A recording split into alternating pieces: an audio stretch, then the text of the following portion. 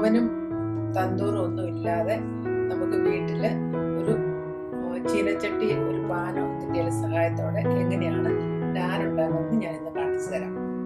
ഈ ലോക്ക്ഡൗണിൻ്റെ ഒക്കെ ടൈമിൽ പിള്ളേർക്കൊക്കെ നാനൊക്കെ ഉണ്ടാക്കി കൊടുക്കുവാണെങ്കിൽ അവർക്കൊക്കെ ഭയങ്കര ഇഷ്ടമായിരിക്കും. 2 വിധത്തിലുള്ള ടോപ്പിംഗ് കൂടെ ഞാൻ പറഞ്ഞു തരുന്നുണ്ട്. അതായത് നമ്മൾ ബട്ടർ നാനൊക്കെ പറയത്തില്ലേ, അപ്പം ബട്ടർ നാനും പിന്നെ ഗാർലിക് ബട്ടർ നാനും, അത് രണ്ടും ഞാൻ കാണിച്ചു തരാം എങ്ങനെയാണ് ഉണ്ടാക്കുന്നത്. വളരെ ഈസിയാണ്. നാനിൻ്റെ ഒരു നല്ല കോമ്പിനേഷനാണ് ബട്ടർ ചിക്കൻ. അപ്പം ഞാൻ നേരത്തെ എൻ്റെ ചാനലിൽ ബട്ടർ ചിക്കൻ്റെ റെസിപ്പി ഇട്ടിട്ടുണ്ട്. നിങ്ങൾക്ക് മേളത്തെ ലിങ്കിൽ ക്ലിക്ക് ചെയ്യുവാണെങ്കിൽ ബട്ടർ ചിക്കൻ്റെ റെസിപ്പി കിട്ടുന്നതായിരിക്കും. പിന്നെ ഇതിന് വേണ്ട സാധനങ്ങളെല്ലാം ഞാൻ ഡിസ്ക്രിപ്ഷൻ ബോക്സിൽ കൊടുത്തിട്ടുണ്ട്. അധികം സാധനമൊന്നും വേണ്ട, നമ്മുടെ വീട്ടിൽ തന്നെ അവൈലബിൾ ആയിട്ടുള്ള സാധനങ്ങളൊക്കെ മാത്രം മതി. അപ്പം നമുക്ക് നോക്കാം എങ്ങനെയാണ് ഇതുണ്ടാക്കുന്നത്. ആദ്യം നമുക്ക് നമ്മുടെ ഡ്രൈ ഇൻഗ്രീഡിയൻസ് എല്ലാം ഇതുപോലൊരു ബൗളിലേക്ക് നമുക്കിടാം.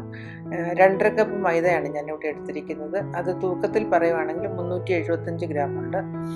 പിന്നെ നമുക്കൊരു 1/4 ടീസ്പൂൺ ബേക്കിംഗ് പൗഡർ അതിലേക്ക് ഇട്ട് കൊടുക്കാം. പിന്നെ ഒരു 1/2 ടീസ്പൂൺ ബേക്കിംഗ് സോഡയും, അത്രയാണ് എടുത്തിരിക്കുന്നത്.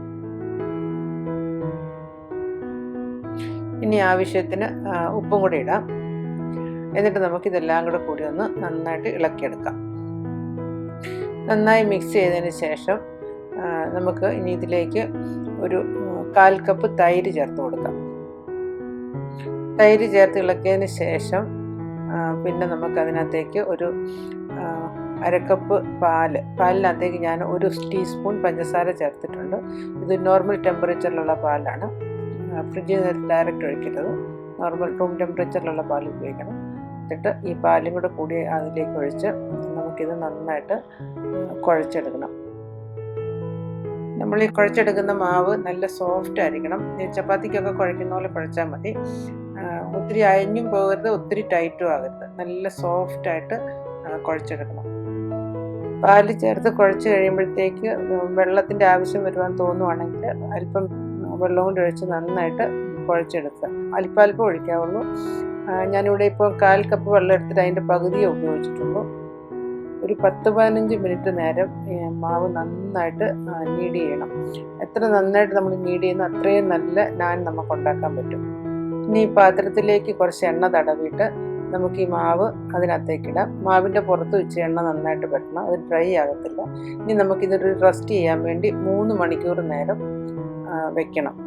അപ്പം നന്നായിട്ട് ഇച്ചിരി എണ്ണ മേളിലൊക്കെ നന്നായിട്ടങ്ങ് പരത്തി നമ്മൾ എണ്ണ ഉപയോഗിച്ചിട്ടില്ല, അതുകൊണ്ട് ഇച്ചിരി എണ്ണ ഉപയോഗിക്കുന്നുണ്ട്, കുഴപ്പമില്ല. ഇപ്പം ഇനി ഒരു തുണിയിട്ട് മൂടി ഒരു 3 മണിക്കൂർ, 2 മുതൽ 3 മണിക്കൂറെങ്കിലും ഇത് റെസ്റ്റ് ചെയ്യണം. ഇപ്പം 3 മണിക്കൂർ കഴിഞ്ഞു. നമുക്ക് ഈ മാവ് ഒന്നും കൂടി നന്നായിട്ട് കൈകൊണ്ട് നീഡ് ചെയ്യാം. അത് നല്ല സോഫ്റ്റ് മാവായിപ്പോൾ ഇത് കണ്ടോ, നന്നായിട്ടായിട്ടുണ്ട്. ഒന്നും കൂടി ഒരു 5 മിനിറ്റ് നേരം നന്നായിട്ട് നീഡ് ചെയ്തിട്ട് നമുക്കിനി ഇത് ചെറിയ ബോൾസ് ആക്കി മാറ്റാം. ഒത്തിരി ഉരുട്ടരുത്. ഇനി ഇതുപോലെ പതുക്കെ അകത്തോട്ട് മടക്കി അത് ടക്കിൻ ചെയ്ത് എടുക്കണം. ഇങ്ങനെ കൈ കൊണ്ട് എടുക്കുമോ അല്ലെങ്കിൽ തടിയിലേക്ക് അല്പം മാവ് ഇതുപോലെ ഇട്ടിട്ട് പതുക്കെ ഇങ്ങനെ മാവിൽ മുക്കി അത് അകത്തോട്ട് ടക്കിൻ ചെയ്യണം. കൊണ്ട് ഇങ്ങനെ അപ്പം അതൊരു നല്ല ബോൾസ് ആയിട്ട് വരും. ചപ്പാത്തിയെ കഴിഞ്ഞും അല്പം കൂടെ വലിപ്പമുള്ള ബോൾസ് ഉണ്ടാക്കുക. അങ്ങനെ എല്ലാം ചെയ്തെടുക്കുക. എല്ലാ ബോൾസും ഉരുട്ടിയെടുത്ത് കഴിഞ്ഞ് നമുക്കിനി ഇതൊരു 10-15 മിനിറ്റ് കൂടെ നമുക്ക് റെസ്റ്റ് ചെയ്യാൻ വെക്കാം. ആ തുണി കൊണ്ട് തന്നെ മൂടി നമുക്ക് അങ്ങോട്ട് മാറ്റി വയ്ക്കാം. ഇനി നമുക്ക് നാൻ പരത്തിയെടുക്കാം. ഒരു മാർബിൾ ടോപ്പിലേക്ക്, കിച്ചൺ ടോപ്പിൽ തന്നെ ഉണ്ടാക്കുക, അതാണ് നല്ലത്. അല്പം മൈദ വെതറിട്ട് ഇതുപോലെ ഇത് നന്നായിട്ട് പരത്തിയെടുക്കുക. പരത്തിയെടുക്കുമ്പോൾ ഒരു ഓവൽ ഷേപ്പിൽ പരത്താനായിട്ട് നോക്കണം. അങ്ങനെയല്ലേ നമ്മൾ നാൻ കടയിൽ നിന്നൊക്കെ മേടിക്കുമ്പോൾ കിട്ടുന്നത്. ഓവൽ ഷേപ്പിൽ പരത്തി എടുക്കുക. എന്നിട്ട് ഇതുപോലെ വലിച്ചിട്ട് ഇങ്ങനെ ഒന്ന് വലിച്ചാൽ മതി. ഇങ്ങനെ വലിക്കുമ്പോഴത്തേക്ക് നല്ല ഓവൽ ഷേപ്പ് വരും. എന്നിട്ട് ഇതിൻ്റെ മുകളിലേക്ക് ഞാനിപ്പോൾ ഇവിടെ കരിഞ്ജീരകമാണ് ഉപയോഗിച്ചിരിക്കുന്നത്, ഒനിയൻ സീഡ്. അതും നമ്മുടെ മല്ലിയുടെ ഇലയും കൂടെ ഇട്ടിട്ടാണ് ഇതുണ്ടാക്കുന്നത്. ഇതൊരു ടോപ്പിംഗ്. ഇത് ചപ്പാത്തിയുടെ റോളറും കൊണ്ട് ഇതുപോലെ ഒന്ന് പ്രസ് ചെയ്ത് കൊടുക്കണം. ഇനി നമുക്ക് അടുത്ത ടോപ്പിംഗ് നോക്കാം. ഇനി അടുത്ത ടോപ്പിംഗ് ഞാൻ ഗാർലിക്കാണ് ഇടുന്നത്. ഗാർലിക് ഗ്രേറ്റ് ചെയ്തതും പിന്നെ നമ്മുടെ വെളുത്ത എള്ളും കൂടി അതിൻ്റെ മേളിൽ വെതറിയിട്ട് അല്പം മല്ലിയിലയും കൂടെ. എന്നിട്ട് മുമ്പേ കാണിച്ച പോലെ തന്നെ ആ റോളർ എടുത്ത് ഇങ്ങനെ ഒന്ന് പ്രസ് ചെയ്യണം. അപ്പോഴത്തേക്ക് അതവിടെ അമങ്ങിയിരുന്നു. ചീനച്ചട്ടിലോട്ട് ഇടുമ്പോഴത്തേക്ക് ആ മേളിലിട്ടിരിക്കുന്ന സാധനങ്ങളൊന്നും താഴെ പോയില്ല. ഇനി ഇത് കൈവെള്ളയിലേക്ക് ഇങ്ങനെ മറിച്ചെടുത്തിട്ട് ഇതിൻ്റെ പുറത്ത് വെള്ളം നന്നായിട്ട് തേച്ച് കൊടുക്കുക. ബ്രഷ് ഉണ്ട്, ബ്രഷ് കൊണ്ട് ചെയ്യുക, ഇല്ല കൈ കൊണ്ട് ചെയ്യുക. ഇങ്ങനെ വെച്ച് കൊടുത്തിട്ട് നമ്മൾ ചീനച്ചട്ടി ഞാൻ ഓൾറെഡി ചൂടാക്കി വെച്ചിട്ടുണ്ട്, അതിലേക്ക് ഇട്ട് കൊടുക്കുക. എന്നിട്ട് ഇങ്ങനെ കൈ കൊണ്ടൊന്ന് പ്രസ് ചെയ്യണം.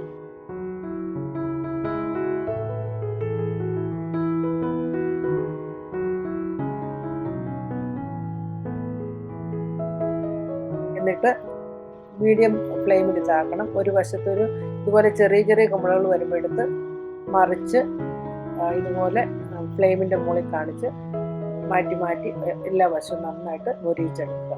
ഇതിപ്പോൾ താഴെ പോരിയല്ല, ഇങ്ങനെ താഴെ പോരാതിരിക്കാൻ വേണ്ടിയാണ് വെള്ളം തേച്ച് കൊടുക്കുക. പിന്നെ ഇത് നോൺ സ്റ്റിക്ക് പാനിൽ ഒരിക്കലും ഉണ്ടാക്കരുത്. ഇനി ഒരല്പം മെൽറ്റഡ് ബട്ടർ നമുക്ക് അതിൽ ബ്രഷ് ചെയ്യാം. ചൂടോടെ തന്നെ ചെയ്യണം. ചീനച്ചട്ടിയിൽ വെച്ച് തന്നെ വേണമെങ്കിൽ ബട്ടർ പുരട്ടി കൊടുക്കാം. എന്നിട്ട് ഇതുപോലെ രണ്ടായിട്ട് മുറിച്ചെടുക്കാം. ഇങ്ങനെയല്ലേ ഹോട്ടലിൽ കിട്ടുന്നത്, കണ്ടിട്ടില്ലേ? അതുപോലെ മുറിച്ചെടുക്കാം. പിന്നെ നമുക്കെല്ലാം ഉണ്ടാക്കിയെടുക്കാം. അപ്പം നമ്മുടെ അടിപൊളി ഞാനിവിടെ തയ്യാറായിട്ടുണ്ട്. നിങ്ങളെല്ലാവരും ഉണ്ടാക്കി നോക്കിയിട്ട് കമൻറ്റ്സൊക്കെ അറിയിക്കണം. വളരെ എളുപ്പമാണ് ഉണ്ടാക്കാനായിട്ട്. Thank you for watching my channel.